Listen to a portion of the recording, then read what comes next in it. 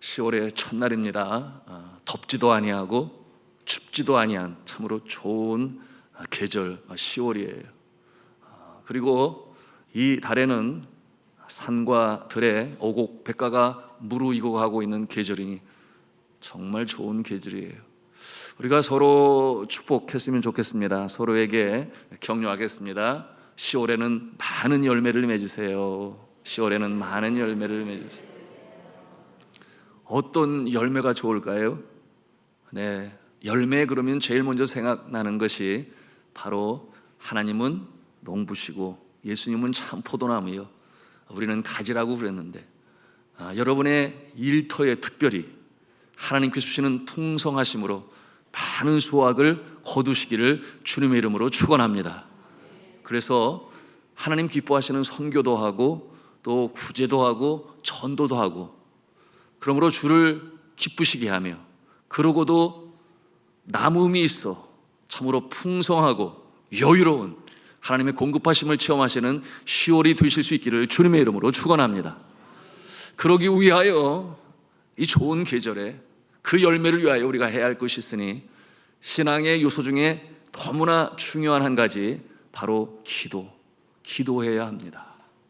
이 좋은 계절에 우리는 더욱 바짝 가까이 주님 앞에 나갈 수 있어야 하는데요, 여러분, 기도함으로 열매를 얻으시기를 축복합니다. 10월을 시작하는 이 첫 날에 새벽에 저는 이 기도의 중요성에 대해서 다시 한번 여러분과 나누기를 원합니다. 여러분, 이 기도는 근본적으로 구하는 것입니다. 기도는 근본적으로 주 앞에 간구하는 것이에요. 강청하는 것이에요. 그러므로 주님께서 뭐라고 말씀하셨어요? 찾으라 찾을 것이요, 구하라 주실 것이요, 두드리라 열릴 것이니라. 여러분, 이와 같은 내용은 반복적으로 지속적으로, 그러면서도 동시에 강한 믿음을 가지고 주 앞에 아뢰라고 하는 것이에요. 여러분, 한편으로 이런 생각 할 수 있습니다. 어련히 알아서 주시면 더 좋을 것 같은데, 하나님께서 우리의 모든 상황을 너무나 잘 아시는데 구하지 않아도 주시면 얼마나 좋을까. 뭐 이처럼 우리 초등학교 학생처럼 그렇게 주 앞에서 얼마든지 상상하고 생각해 볼 수 있어요. 자, 그런데 하나님께서는 그렇게 말씀하지 아니하셨어요. 구하라 찾으라 두드리라, 심지어는 내게 부르짖으라, 이렇게까지 하나님께서는 말씀하셨습니다. 그러니까 왜 그러시나 뭐 이런 생각을 가질 수 있어요. 그런데 주님께서 그렇게 말씀하신 대로 성경에 보니 많은 경우 놀라운 역사가 나타나기 전에 하나님께서는 믿음의 사람의 간절한 기도를 들으시고 강청하는 기도를 들으시고 나서야 이처럼 놀라운 역사를 이루신 모습이 성경 여기저기에 많이 나타납니다. 그런가 하면 우리 기독교의 역사 가운데서도 그야말로 새 역사의 물꼬를 트는 일, 새 역사의 지평을 여는 일, 기도의 운동, 그처럼 강하고 전혀 더불어 기도에 힘쓸 때에 영적인 놀라운 부흥의 역사가 있었음을 또한 우리는 압니다. 야고보서 4장 2절에 뭐라고 말씀을 하시는가? 네, 너희가 얻지 못함은 구하지 아니하기 때문이요. 너희가 얻지 못함은 구하지 아니하기 때문이요. 오늘날에도 그렇지 않습니까? 믿음의 사람들 중에도 여러분 주님 앞에 간절히 간구하는 이런 모습 많이 부족해요. 여러분, 그러므로 복을 얻지 못하는 사람들이 믿음의 사람들 중에도 많이 있습니다. 여러분, 주께서는 이미 전지전능하셔서 우리의 모든 상황을 다 아실 텐데 그렇게까지 우리에게 부르짖으라, 간청하라, 두드리라, 구하라, 찾으라 그렇게 하실까? 거기에는 분명한 이유가 있기 때문이죠. 여러분, 첫째로 많은 사람들이, 우리 같이 한번 하나 묵상하겠습니다. 많은 사람들이 하나님을 의지하지 않기 때문입니다. 여러분, 하나님의 피조물 된 존재예요. 우리 영혼의 창조주가 되시고 생명의 소유주가 되시고 우리의 삶의 주인이 되시니 그 관계는 깊을수록 좋아요. 여러분, 관계가 더 깊어지기 위해서는 정말 하나님 앞에 바짝 가까이 다가가고 그 품에 안겨야 하고, 귀에는 속삭이기도 하며 때로는 필요할 때는 구하기도 해야 되는데, 여러분, 세상에 많은 사람들이, 심지어는 믿음의 사람들까지도 여러분, 하나님을 전적으로 의지하지 아니하고 내가 의지하는 그 무엇으로 문제를 해결해 보겠다, 내가 가진 그 무엇으로 이 일을 이루어 보겠다. 여러분, 우리의 알량한 지식과 얄팍한 경험으로 뭔가를 해보자고 한다는 것, 한편으로 기특하긴 하지만 그러나 전적으로 우리는 영적으로 창조된 하나님의 자녀들이니 하나님 안에서 참 포도나무는 예수 그리스도의 그 포도나무에 붙은 가지의 모습으로 여러분 주님 앞에 아뢰고 간구하고 강청할 때 역사가 나타나는 것입니다. 그러므로 하나님께서는 우리에게 그와 같은 모습을 바라시는 거죠. 내가 가진 그 모습으로, 내가 의지하는 그 모습으로 한다고 하면 하나님 입장에서는 어떠한 모습이 되는 것인가? 구약시대의 배경으로 살펴보면 그것은 곧 아이돌로트리, 뭐예요? 우상에게 간구하는 모습이 되니 내가 가장 귀히 여기는 것, 거기에 의존을 하는 이 모습은 우상을 숭배하는 모습과 다를 바가 없는 것입니다. 왜냐하면 오직 하나님만이 우리의 삶의 생사옥의 주관자가 되시는 아버지시기 때문에 그러한 것이에요. 그러므로 그와 같은 모습을 볼 때 안타까운 하나님께서 뭐라고 말씀을 하시겠어요? 얘야, 번지수가 틀렸어. 번지수를 똑바로 찾아야지. 나에게 와야지. 그와 같은 마음으로 우리를 바라보시는 겁니다. 아버지가 여기에 계신데 하나님을 의지하지 아니하고 자꾸만 엉뚱한 것 의지하고 구하게 되니 하나님께서 뭐라고 말씀을 하시는가? 너는 내게 부르짖으라. 내게 와서 기도하면 내가 너희들의 기도를 들을 것이요. 예레미야서 29장 19절에 말씀하셨어요. 여기에 주어는 뭐예요? 내가 나에게. 여러분, 나라고 하는 이 하나님을 강조하는 한 문장에 3번이나 자신을 강조하신 하나님. 번지수를 제대로 찾아라.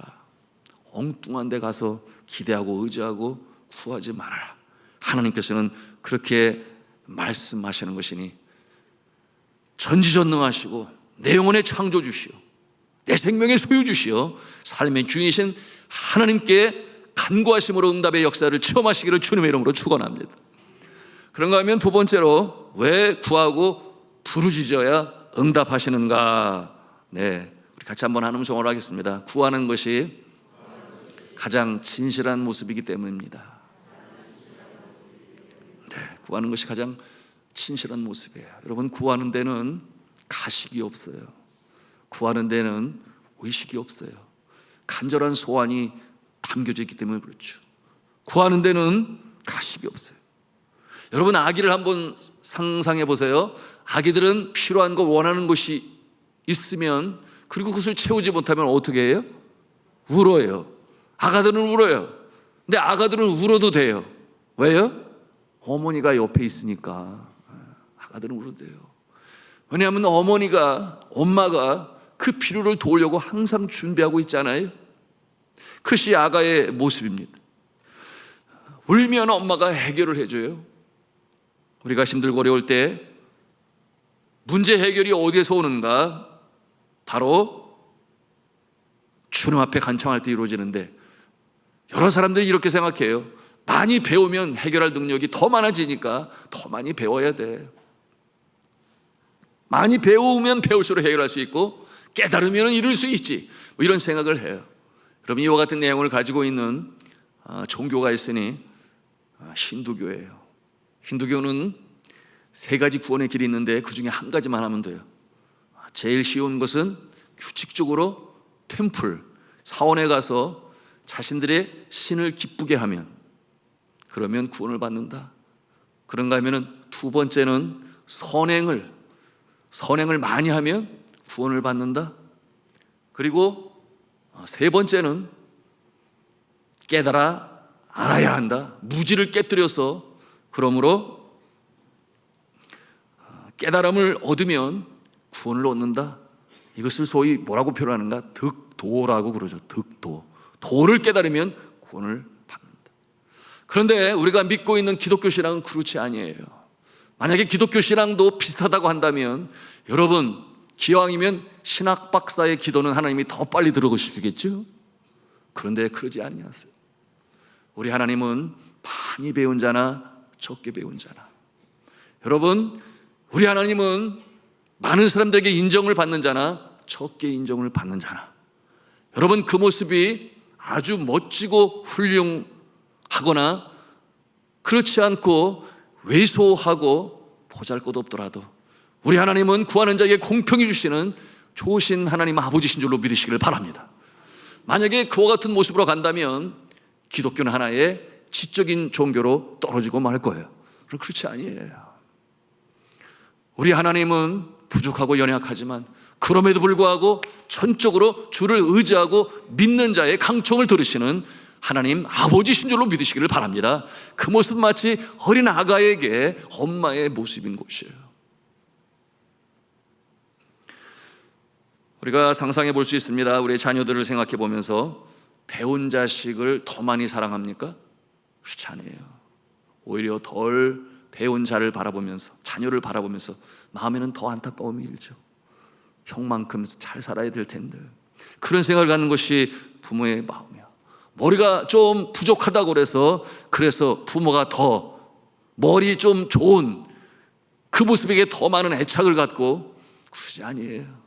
오히려 안쓰러워서 더 기도하는 모습이 좀 부족한 모습이겠죠. 여러분, 이 부모의 마음이 그러하듯이 하나님 아버지가 우리를 바라볼 때도 똑같은데 왜 강초하고 부어질 때에 주님께서 들으시는가? 그 의지하고 구하는 자세가 진실하기 때문에. 아가처럼 거기에는 꾸밈도 가식도 없어요. 전적으로 의지하며 하나님 아버지가 아니면 아니 되시니 이와 같은 마음을 가지고 99%가 아니라 100% 주님 앞에 의지하며 나아갈 때 주님께서 들으십니다. 이것이 바로 우리의 강청의 모습으로 나타나고 또한 부르짖음의 모습으로 나타나는 거예요. 제가 어렸을 때 저의 집에 형제 자매가 많으니까 다양한 모습을 관찰할 수 있었는데, 그래서 저는 이제 막내로서 이제 굉장히 지혜로울 수밖에 없잖아요. 저렇게 하니까 야단을 맞는구나, 저렇게 하니까 칭찬을 받는구나. 여러분, 막내의 특권이 그것이 아닌가 생각이 되어지는데, 그런데 이 형제 누님의 모습을 보니까 대조적인 모습을 제가 보게 되었어요. 뭐냐면 당시에 초등학교는 뭐 굳이 학비에 대해서 염려 안 해도 되지만 이제 사립 중학교, 고등학교 다니게 되면 이제 학비를 내야 되잖아요.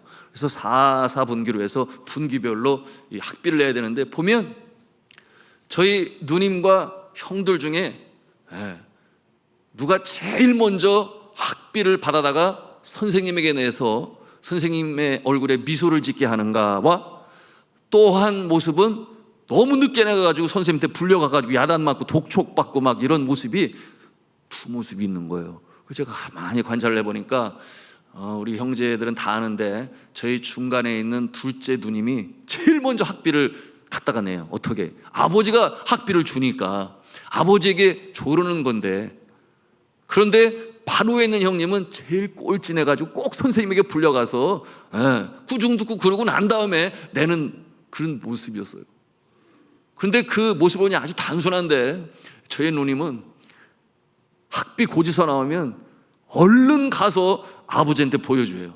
그리고서는 매일같이 졸라요. 학비 날 때가 다가오고 있어요. 매일같이 리마인드를 시켜요. 그날이 다가오고 있어요. 빨리 주셔야 돼요. 그러면 아버지가 귀찮아지고 알았어. 그런데 저희 아버님이 좀 죄송하지만 그렇게 빨리 주머니 열고 주시는 스타일이 아니거든요. 지갑에는 돈이 있으면서도 어떤 그러신 스타일이었는데, 그런데 그 날 길이 다가오면 졸라요. 저희 누님은 내야 돼요 그러면서 계속 졸라요. 알았다니까, 학교 가. 안 가요. 아예 그냥 안 가고서 달라고 그래요. 그러니까 알았어 줄게. 나중에는 정말 주시더라고. 그런데 저희 외에 있는 형님은 내가 꼭 그렇게까지 할 필요가 있어? 아버지인데? 이러고서는 아예 자존심이 상하는 건지, 아니면은 그 당시만 해도 자녀는 아버지가 좀 무섭잖아요. 딸들은 가까이 다가가지만 아들은 좀 그런 게 있거든요. 그러니까 어련히 알아서 주시겠지. 그러고서 가만히 있는데 주기는 뭘 줘요? 그러니 학교 가서 불림을 받고 선생님에게 꾸중 들었다는 얘기를 누가 얘기해? 누나가 와서 얘기를 해. 아버지한테. 그러니까 아버지가 그때서 불러가지고 줘요. 불러가지고. 그래서 내고 나는 그런 모습을 보았는데요. 여러분, 너무나 단순한 얘기지만 이와 같은 모습을 통해서 우리가 무엇을 보는 거예요? 여러분, 물론 우리 하나님은 좋으신 하나님이시기 때문에 끝까지 그렇게 안 주시다가 그냥 어쩔 수 없이 주시는 그런 하나님은 아니시죠. 그런데 분명한 것은 있어요. 어떤 기도는 빨리 응답을 받는데 어떤 기도는 늦게 응답을 받아요. 우리가 이것을 알아야 돼요.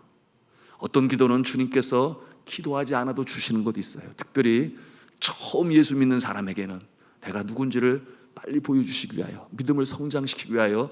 그래서 보면은 초신자들이 더 응답을 잘 받는 것 같아. 그런 모습도 볼 수가 있어요. 그런데 어떤 기도는 주님 앞에 더욱 바짝 가까이 다가갔어.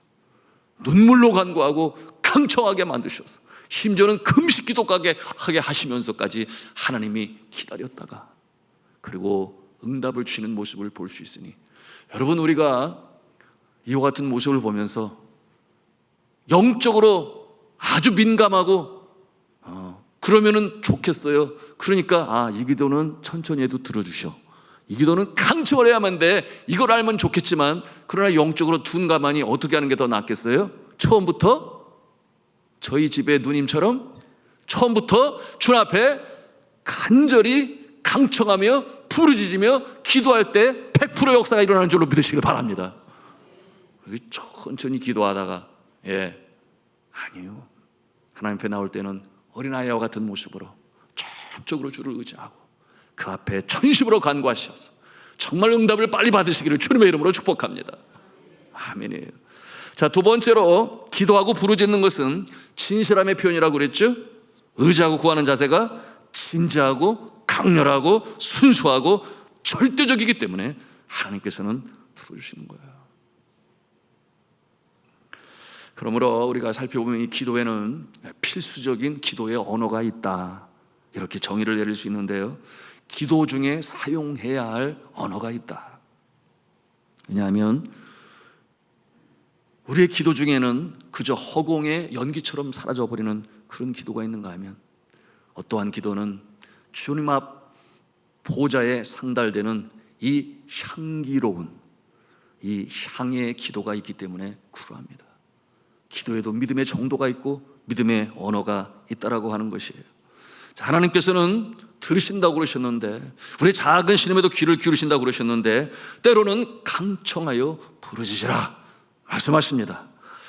여러분, 어떠한 기도가 이와 같은 필수적인 기도의 언어로 기도하는 기도일까요? 그것은 첫째로 한번 같이 하는 성화합니다. 분명한 소원의 언어로 기도해야 합니다. 소원이 아주 분명해야 돼요. 어떤 성도님들은 중언부언으로 기도해요. 그리고 어떤 성도님은 기도하다가 깜짝 놀라요. 내가 잠들었었네. 그런 마음으로 기도하는 모습도 있는데, 이와 같은 모습으로 기도하게 되면 오랜 시간 기도하더라도 일어나서 갈 때는 내가 오늘 무슨 기도를 했지? 심지어 이렇게까지 주님 앞에 전적인 모습이 아닌 모습들 있어요. 여러분, 그럴 때 역사는 일어나지 아니에요. 정말 내가 무엇을 구하는 것인가? 여러분, 내가 무엇을 구해야 할지 잘 모를 때는 성령의 인도하심을 받으세요. 성령께서 우리의 기도를 도우십니다. 탄식함으로 도우세요. 구하여도 받지 못함은 정욕으로 구하기 때문이라. 그러나 기도하는 자, 성령을 의지하면 하나님 기뻐하시는 기도를 드리게 하십니다. 여러분, 우리가 성경에 나타나는 소경 바디메오를, 그 이야기를 잘 알잖아요. 예수 그리스도께서 내가 무엇을 원하느냐 물으실 때 내가 보기를 원하나이다, 아주 분명하게 명료하게 이 바디메오는 주님께 요청을 했어요. 그랬더니 내 믿음대로 될지어다 이렇게 응답함으로 그가 보게 되었는데요, 만약에 그가 간청할 때에 앞에 있는 분이 그저 평범한 보통 사람이라고 한다면 그는 어쩌면 나에게 1,000원만 주세요 그렇게 부탁했을지 몰라요. 아니면 내가 좀 먹을 것을 좀 주세요 그렇게 부탁했을지 몰라요. 그러나 앞에 계신 분이 바로 다윗의 아들, 하나님의 아들 예수 그리스도라는 것을 확실히 알았기 때문에 그가 가장 원하고 바라는 것으로 답할 수 있었던 것이에요. 내가 보기를 원하나이다. 바로 그 모습을 보시고 예수 그리스도께서 응답하셔서 그처럼 눈이 뜨이는 놀라운 응답의 역사를 그가 체험하게 되었던 것입니다. 분명한 소원의 언어로 기도하기 위하여 여러분, 이 그림으로 그리는 기도, 그것은 굉장히 유용하다고 기도 신학자들은 조언을 주고 있습니다. 그림으로 그려가면서 기도해라. 그리고 그 그림은 우리의 마음에 새겨지게 되어서 거기에서는 다른, 여러분 그림 그릴 때를 한번 생각해 보세요. 네, 초등학생이 크레파스를 가지고 그림을 그릴 때 아주 디테일하게 청송으로 그리듯이 우리의 심령 가운데 그림을 그리는 거예요. 그러므로 나는 로마도 보아야 하리라 라고 사도 바울이 그처럼 에베소에서 그림을 그릴 때 이미 그의 마음에는 로마가 그려지고 있는 것입니다. 그런가 하면은 다윗은 주님 앞에 기도할 때 뭐라고 고백을 했는가? 나의 발을 사슴과 같게 하사 나를 높은 곳에 다니게 하시리라. 이와 같은 내용으로 그려지는 간청으로 간구로 하나님 앞에 하랬어요. 우리가 기도할 때 그림을 그려가면서 기도하시기를 바랍니다. 아주 분명하잖아요.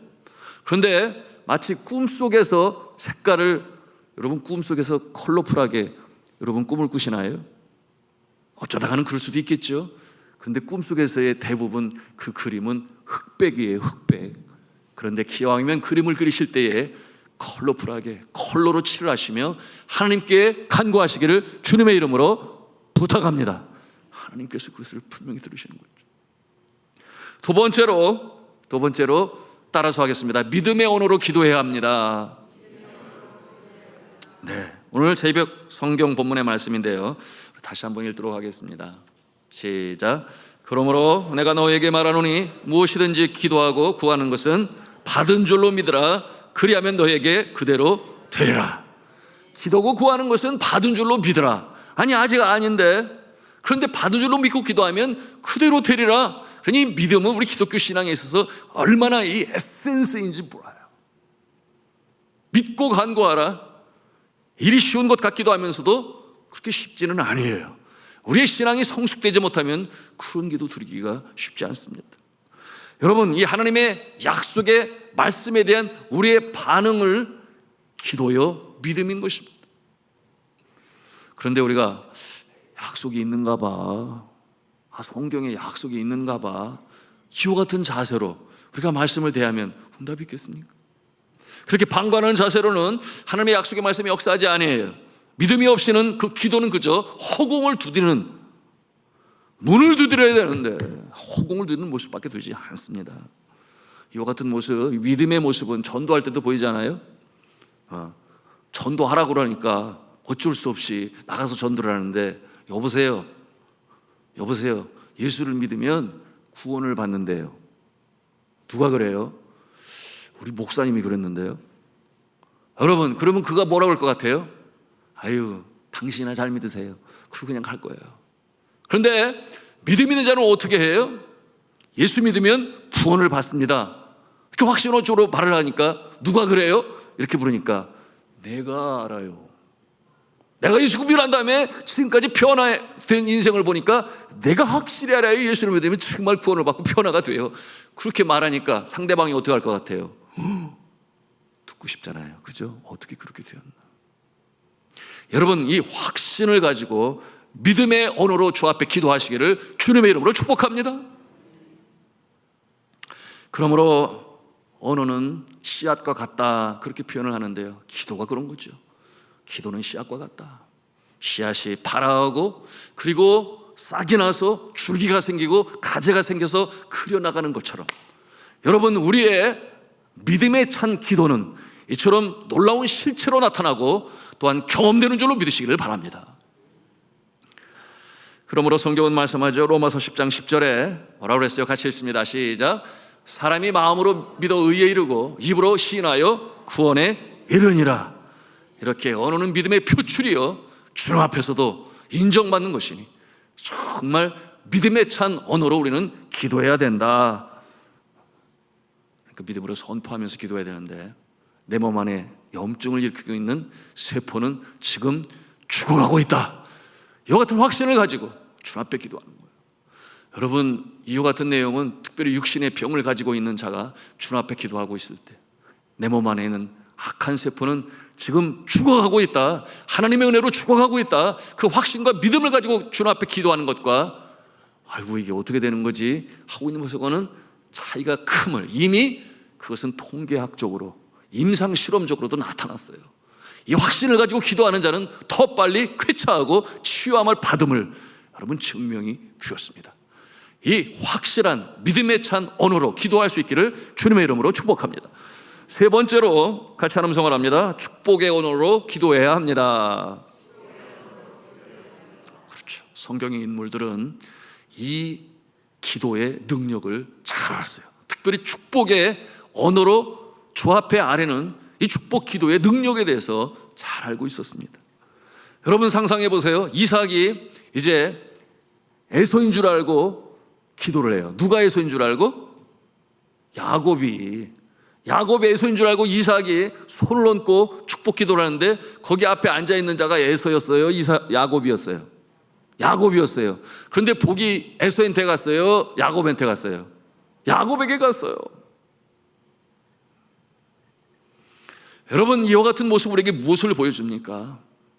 여러분 이 축복 기도 누군가 내가 아닌 다른 사람을 위하여 복을 위하여 간구하는 기도 하나님이 기뻐 받으십니다.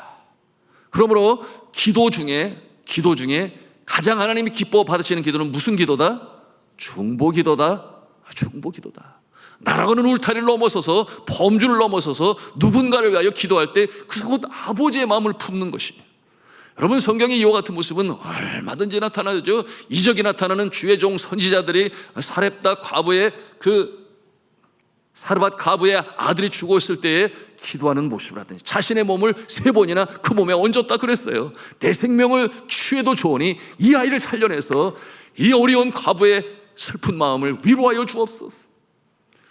여러분 중보기도는 하나님이 가장 기뻐하시는 것인데 우리가 나라는 울타리를 넘어서서 여러분 축복의 언어로 기도할 수 있어야 하니 여러분의 자녀들 가깝게는 여러분의 자녀들을 위하여 너는 시냇가에 심은 나무야.